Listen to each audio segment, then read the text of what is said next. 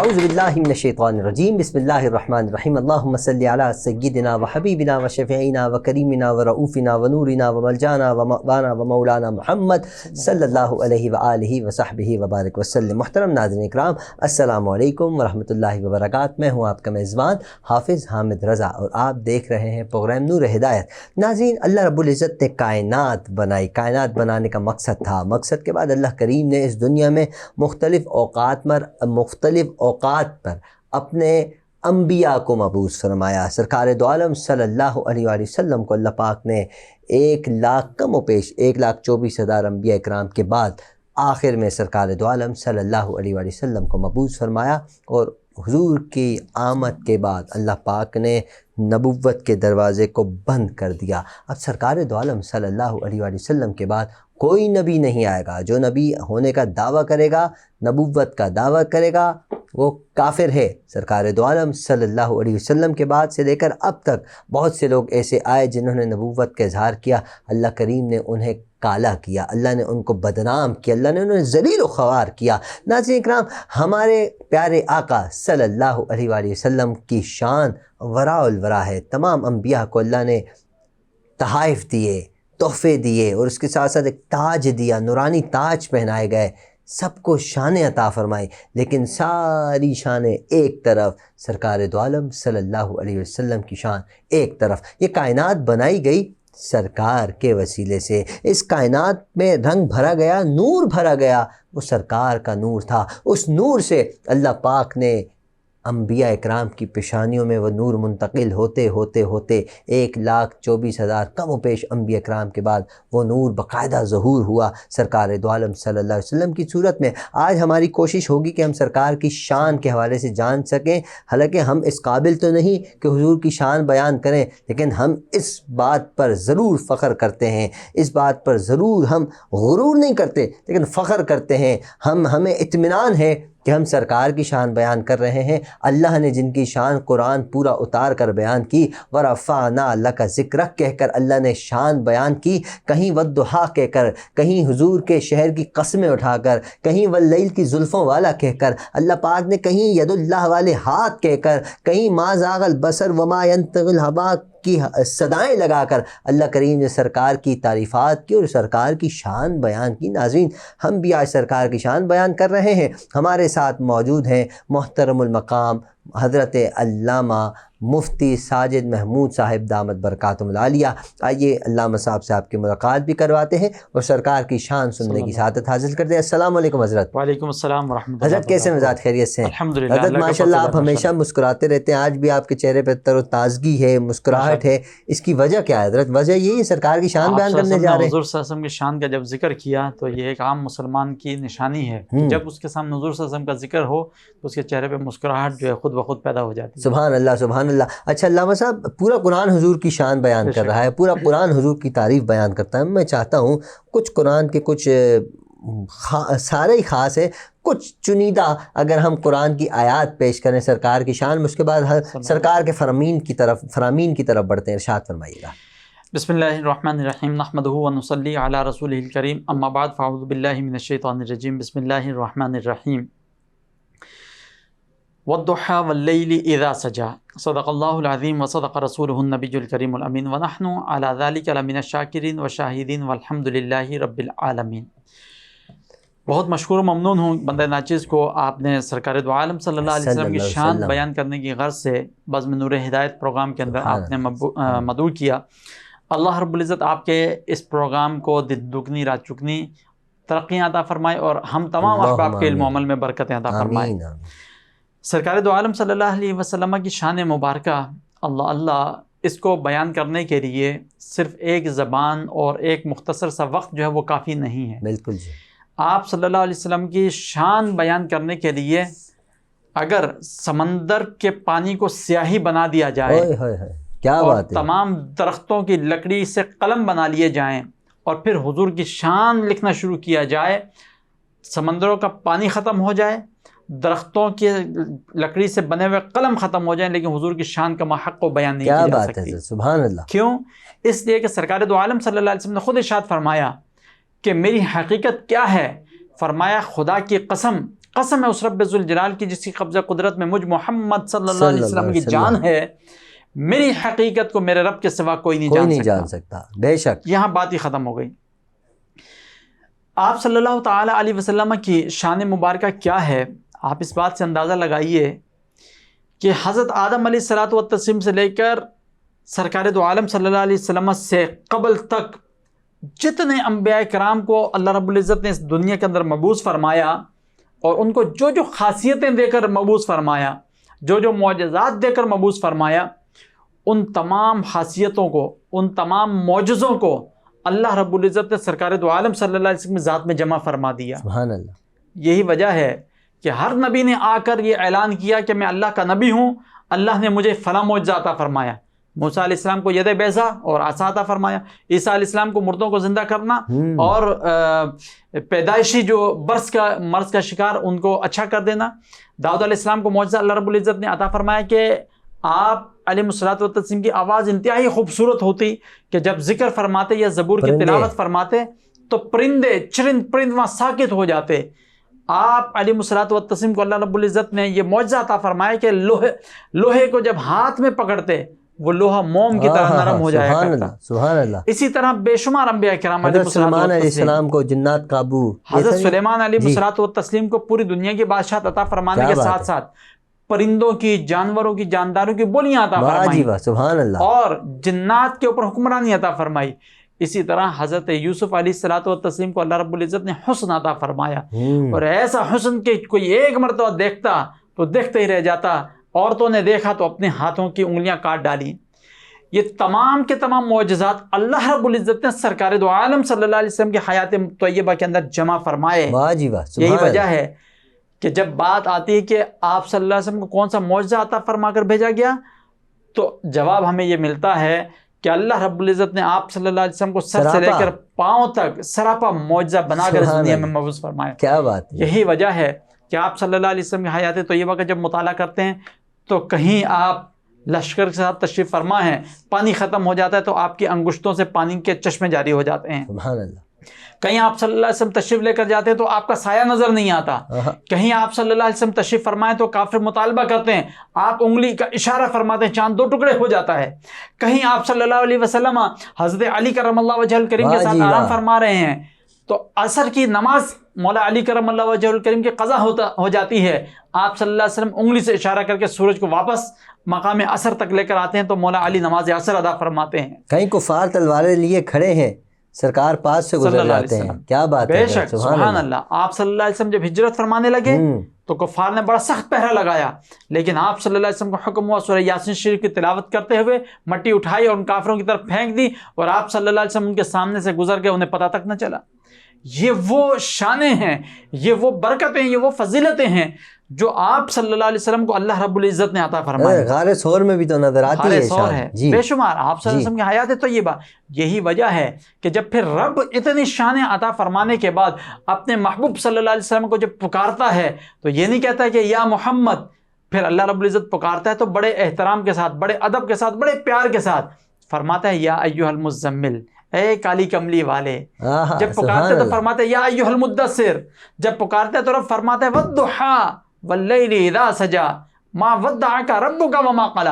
جب کفار نے سرکار دو عالم صلی اللہ علیہ وسلم کو یہ تانے دینا شروع کیے کہ آپ صلی اللہ علیہ وسلم کے اوپر وحی کا سلسلہ معاذ اللہ منقطع ہو گیا یا کچھ دنوں کے لیے مشیت الہی کے تحت وحی کا سلسلہ جاری نہ رکھ سکا، تو کفار نے یہ تانے دیے کہ آپ کے رب نے آپ کو چھوڑ دیا ہے۔ اللہ رب العزت نے سرکار دو عالم صلی اللہ علیہ وسلم کی طرف سے کفار کو جواب عطا فرمایا۔ اللہ اللہ، کیا شان ہے نبی محترم صلی اللہ علیہ وسلم کی۔ کفار سوال کریں، کفار اعتراض کریں، آپ صلی اللہ علیہ وسلم جواب نہیں دیتے، جواب اللہ رب العزت عطا فرماتا ہے۔ اور جب اپنی وحدانیت کی بات آئے تو اللہ محبوب سے کہتا ہے قل هو اللہ، قل هو اللہ احد، بالکل ایسا ہی ہے۔ تو رب ارشاد فرماتا ہے اے محبوب آپ پریشان نہ ہوں، ما ودعک ربک وما قلی۔ اور یہ بات رب ایسے براہ راست ارشاد نہیں فرماتا ہے، پہلے رب اللہ رب العزت اپنے محبوب کی تعریف فرماتا ہے والضحی، قسم ہے چاشت کی، واللیل اذا سجا، اور رات کی جب زلفیں چھا جائیں، والضحی واللیل اذا سجا ما ودعک ربک وما قلی۔ اے محبوب آپ پریشان نہ ہوں، آپ کے رب نے آپ کو نہیں چھوڑا ہے، آپ کا رب آپ کے ساتھ ہے، آپ کا رب ہمیشہ آپ کے ساتھ ہے۔ تو پھر رب اپنے محبوب صلی اللہ علیہ وسلم کی دلجوئی فرماتے ہوئے مزید ارشاد فرماتا ہے وَلَسَوْفَ يُعْطِيكَ رَبُّكَ فَتَرْضَىٰ، اے محبوب آپ پریشان نہ ہوں، آپ کا رب آپ کو اتنا عطا فرمائے گا، اتنا عطا فرمائے گا، اتنا عطا فرمائے گا کہ آپ راضی ہو جائیں گے۔ سبحان اللہ، راضی ہو آپ جائیں گے۔ صلی اللہ علیہ وسلم کے اوپر جب جبرائیل امین یہ آیات کریمہ لے کر نازل ہوئے، جبرائیل امین نے جب یہ آیت کریمہ پڑھ کر سنائی، آپ صلی اللہ تعالی علیہ وسلم کے چہرے مبارکہ پر مسکراہٹ کے آثار نمایاں ہو گئے۔ صحابہ کرام نے پوچھا یا رسول اللہ صلی اللہ علیہ وسلم کیا ماجرا؟ آپ صلی اللہ علیہ وسلم نے ارشاد فرمایا میرے رب نے مجھے ارشاد فرمایا ہے کہ اے محبوب میں آپ کو اتنا عطا کروں گا، اتنا عطا کروں گا کہ آپ راضی ہو جاؤ گے۔ تو اللہ کے محبوب صلی اللہ علیہ وسلم نے اس وقت کیا ارشاد فرمایا؟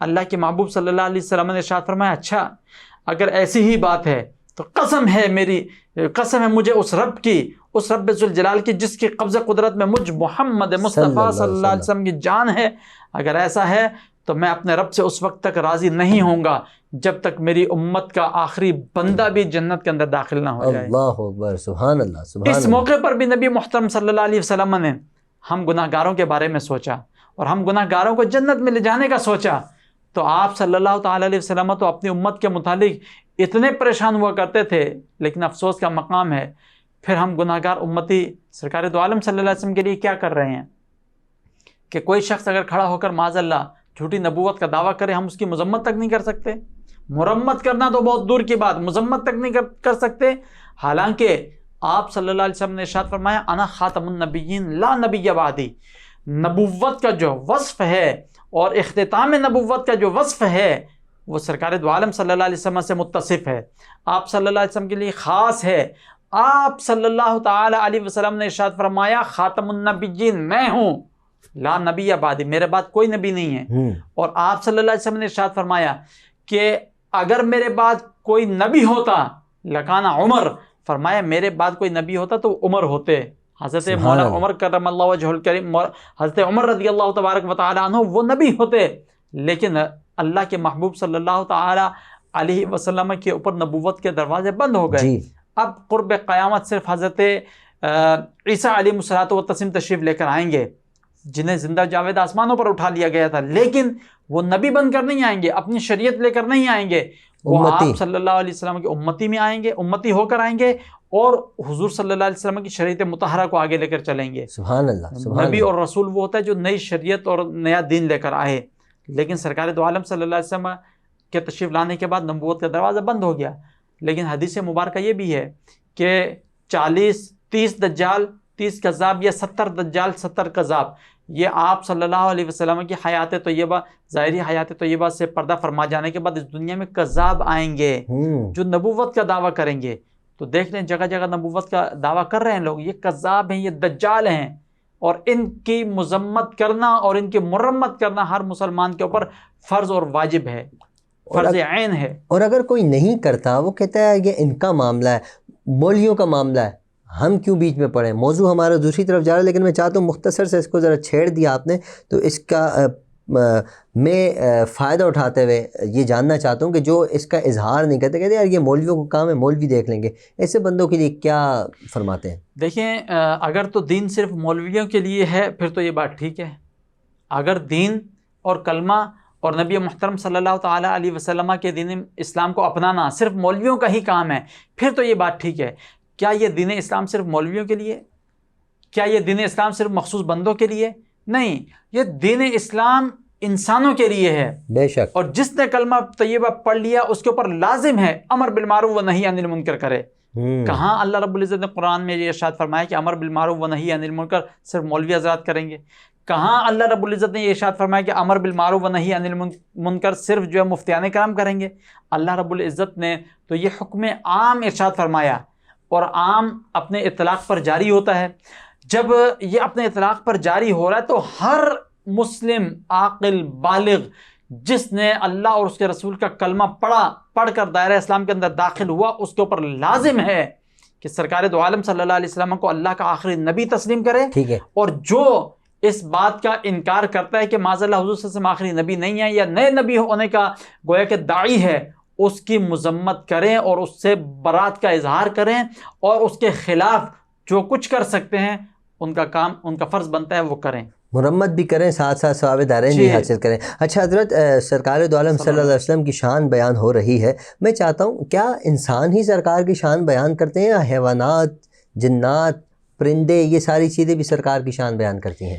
اللہ رب العزت نے قرآن مجید فرقان حمید میں ارشاد فرمایا الحمدللہ رب العالمین، تمام خوبیاں اس رب کے لیے جو تمام جہاں والوں کا پروردگار ہے، پالنے والا ہے۔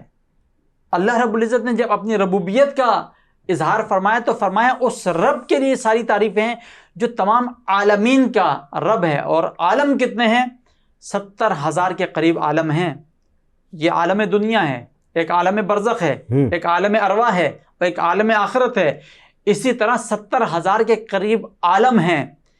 ان عالموں کے اندر جتنی بھی مخلوقات ہیں ان سب کا پروردگار رب ذوالجلال ہے۔ بے شک۔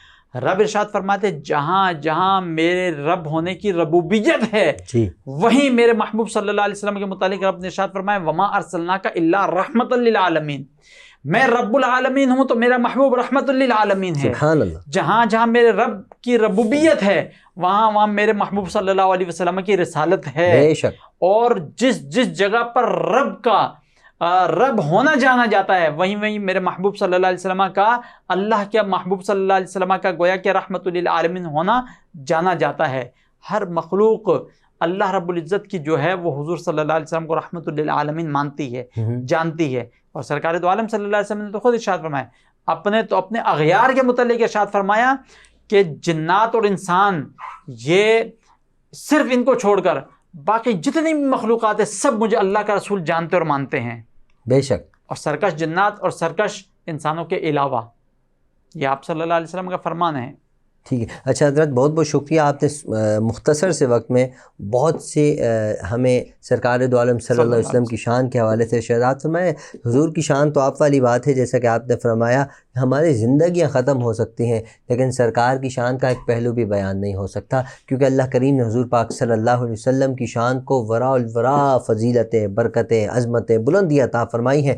ہم ان کا ذکر کر کے ان کی شان کو نہیں بڑھاتے بلکہ اپنے قد کو بڑھاتے ہیں۔ ناظرین، سرکار کا ذکر کیا کریں، سرکار کے ذکر میں بڑی چاشنی ہے۔ حضور کی بارگاہ میں درود و سلام، صلاۃ و سلام کے گجرے پیش کیا کریں۔ سرکار دو عالم صلی اللہ علیہ وسلم کو یہ بڑا پسند ہے اور زیادہ تر کوشش ہمیں کرنی چاہیے، مجھے، آپ کو، ہم سب کو، ہم نے علماء کرام سے سنا ہے کہ جمعے والے دن کثرت کے ساتھ درود پڑھیں، جمعے کی رات کو کثرت کے ساتھ درود پڑھنا چاہیے تاکہ وہ سلام۔ اچھا، یہ علامہ صاحب سے ایک میں سوال کروں گا حضرت، ہم نے سنا ہے، یہ اچانک سوال ذہن میں آ گیا کہ سرکار دو عالم صلی اللہ علیہ وسلم کی بارگاہ میں ہر امتی کا سلام پیش کیا جاتا ہے جمعے کی رات کو، حقیقت جی بالکل، یہ حدیث مبارکہ ہے، اس کا مفہوم بیان کروں کہ آپ صلی اللہ علیہ وسلم نے ارشاد فرمایا شب جمعہ اور جمعرات کی درمیانی شب جو ہے شب جمعہ کو آپ صلی اللہ علیہ وسلم کی بارگاہ میں امتیوں کے سلام جو ہے وہ پیش کیے جاتے ہیں، سبحان اللہ، درود جو ہے وہ پیش کیے جاتے ہیں۔ پورے ہفتے جس نے جتنا درود پاک پڑھا ہوگا وہ سب کا سب پیش کیا جاتا ہے، اور فرشتے عرض کرتے ہیں یا رسول اللہ صلی اللہ علیہ وسلم آپ کے فلاں امتی نے آپ کے اوپر یہ درود پاک بھیجے ہیں۔ سبحان اللہ۔ اور شب جمعہ کی یہ خاصیت بھی ہے کہ عام دنوں میں فرشتے جمع کر کے سلام پیش کرتے ہیں، شب جمعہ کو جو درود پاک پڑھتا ہے تو آپ صلی اللہ علیہ وسلم اپنی سماعت مبارکہ سے خود اس درود پاک کو سماعت فرماتے ہیں۔ سبحان اللہ، جہاں بھی ہو وہیں سے دو صدا سرکار سنتے ہیں، سر آئینہ سنتے ہیں، پس دیوار سنتے ہیں، میرا ہر سانس ان کی آہٹوں کے ساتھ چلتا ہے، میرے دل کے دھڑکنے کی بھی وہ رفتار سنتے ہیں، میں صدقے جاؤں ان کی رحمت للعالمین کی پکارو چاہے جتنی بار وہ ہر بار سنتے ہیں، مظفر جب کسی محفل میں ان کی نعت پڑھتا ہے، میرا ایمان ہے وہ بھی میرے اشعار سنتے ہیں۔ علامہ صاحب، بہت بہت شکریہ آپ کی تشریف آوری کا، یقیناً آپ آئندہ بھی تشریف لائیں گے، ہم آپ سے مستفید ہوں گے۔ ناظرین اکرام، آپ کا بھی بہت بہت شکریہ، آپ ہمیں سنتے ہیں، سماعت کرتے ہیں، اپنا، اپنے اہل و عیال، اپنے پڑوسی، اپنے رشتہ دار سب کا خیال رکھیے، ہم سب کو اپنی دعاؤں میں یاد رکھیے۔ السلام علیکم ورحمۃ اللہ۔ وعلیکم السلام۔